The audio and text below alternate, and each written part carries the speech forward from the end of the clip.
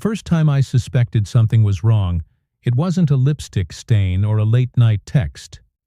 It was the silence. The comfortable, easy silence we used to share had been replaced by a tense, heavy quiet that felt like a stranger in our own home. My wife Sarah and I had been married for 7 years. We were high school sweethearts, the couple everyone said was meant to be. We built a life together, brick by brick, filled with inside jokes, shared dreams, and the kind of deep-seated trust you think is unbreakable, until it isn't. It started subtly.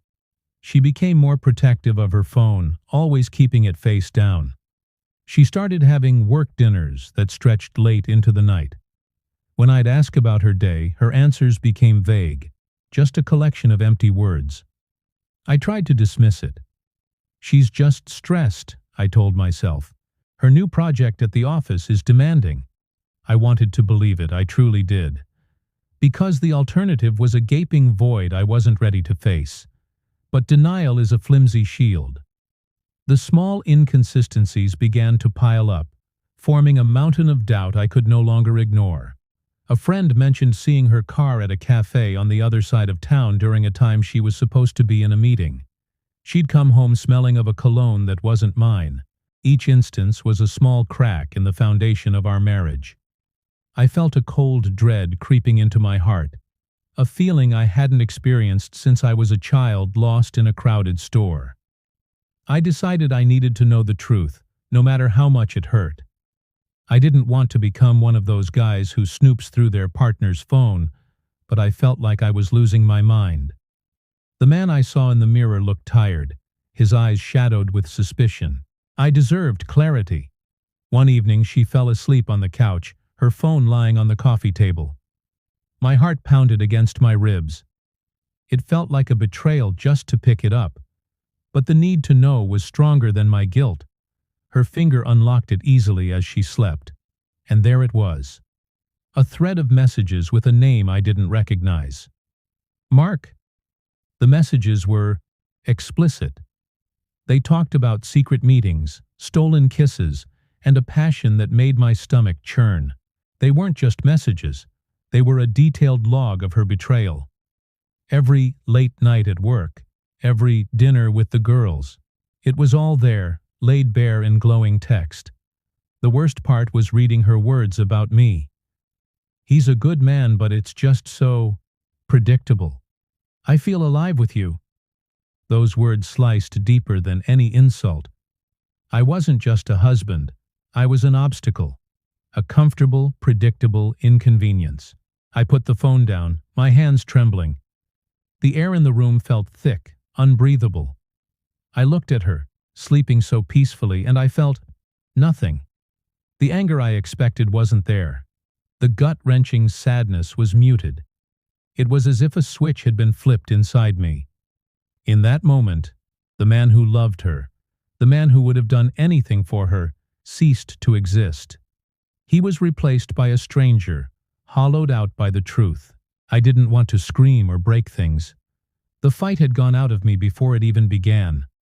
What was there to fight for? The woman I loved was a phantom, a character she played while her real life happened elsewhere. I walked into our bedroom, the room we had painted together, the room where we had shared our deepest fears and wildest dreams. I packed a small bag, just the essentials. My toothbrush, a change of clothes, my laptop. As I moved around the room, it felt like I was watching a movie about someone else's life. Each object held a memory, but the memories were now tainted, like old photographs faded and warped by water damage. The photo of our wedding day on the nightstand seemed to mock me, our smiling faces so full of hope and naive certainty. I walked back into the living room. Sarah was still asleep, oblivious. I stood there for a long moment, looking at her face. I tried to find a trace of the girl I fell in love with, the woman I married. I couldn't. All I saw was a stranger who had shared my bed and broken my heart. I didn't feel rage. I didn't feel a need for confrontation. The truth was enough. Yelling wouldn't change what she did. Crying wouldn't undo the lies. The only thing left to do was to leave. I took off my wedding ring and placed it gently on the coffee table next to her phone. It was a simple, quiet gesture, but it felt like the heaviest thing I had ever done. It was the final period at the end of a long, beautiful, and ultimately heartbreaking chapter of my life. I didn't need to slam the door. I didn't need a dramatic exit. My absence would be the only statement necessary. As I stepped out into the cool night air, I felt a strange sense of calm wash over me. The world was quiet. The streetlights cast long shadows on the pavement. I looked back at the house one last time, the warm light spilling from the windows. It was no longer my home. It was just a building full of ghosts. I didn't yell. I didn't cry. I just smiled. It wasn't a happy smile. It was the smile of a man who had hit rock bottom and realized the only way to go was up. It was the smile of acceptance, the smile of release. And as I walked away into the darkness, I wasn't walking away from her. I was walking toward myself. The days that followed were a blur of logistics and quiet reflection. I stayed with a friend who, to his credit, didn't ask too many questions. He just gave me a couch, a beer, and the space I needed. Sarah called, of course, a lot. First, the messages were confused. "Where are you? Are you okay?" Then, when she must have found the ring, they turned frantic. "We need to talk. Please call me. This is a misunderstanding." But it wasn't a misunderstanding. It was a very clear understanding.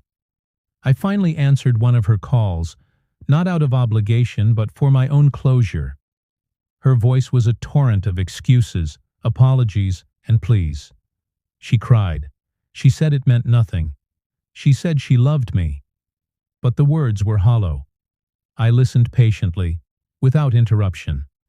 When she was finished, there was a long pause. "Are you going to say anything?" she asked, her voice trembling. "No," I replied calmly. "There's nothing left to say. I know everything, Sarah. I wish you the best." And I hung up. It wasn't about punishing her. It was about protecting myself. Her chaos was no longer my storm to weather. Some people might think my reaction was cold or unnatural. They expect fireworks, screaming matches, shattered plates. But sometimes the most profound response is silence. My silence wasn't weakness. It was strength. It was the understanding that my energy was better spent on healing myself than on fueling a fire of her making. Walking away with a quiet smile was my victory. It was me choosing peace over drama, my future over a broken past. The night I found out wasn't the end of my world. It was the beginning of a new one, a world where I was the sole author of my own story. And the first chapter was titled Freedom. Thank you so much for listening to my story. If you've been through something similar, know that you're not alone, and your peace is the most important thing.